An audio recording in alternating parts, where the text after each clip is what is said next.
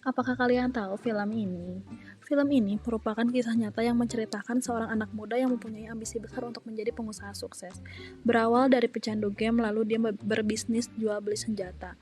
Tapi bisnis ini tidak bertahan lama. Lalu dia dibantu pamannya untuk perjualan kacang goreng. Dan bisnis ini tidak bertahan lama juga. Lalu dia mengembangkan bisnis-bisnis lainnya sampai cita-citanya tercapai. Dari alur cerita film tersebut, bahwa dalam film ini mengandung aspek-aspek hukum, yaitu yang pertama pemberdayaan potensi UMKM, kedua ekonomi kreatif, yang ketiga hak paten, dan yang keempat pendirian perusahaan. Lalu, ada hukum positif Indonesia yang mengatur aspek hukum dalam film Top Secret ini. Yang pertama, ada pemberdayaan potensi UMKM. Pemberdayaan UMKM di Indonesia diatur dalam Undang-Undang Nomor 20 Tahun 2008 tentang Usaha Mikro, Kecil, dan Menengah atau UMKM.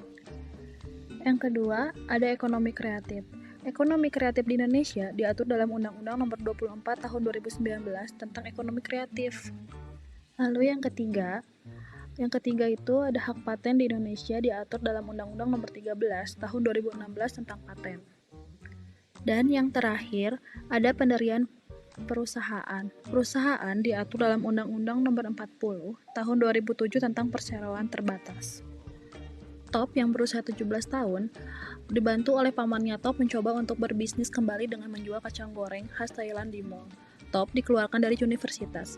Usaha kacang Top mulai mendapatkan untung. Top dapat membuka beberapa cabang, tapi bisnis kacang tidak bertahan lama. Top menemukan cara dan resep untuk membuka bisnis baru, yaitu usaha rumput laut goreng.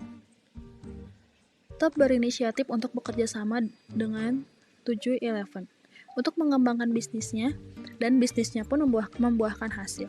Top menjadi pengusaha sukses pada tahun 2010.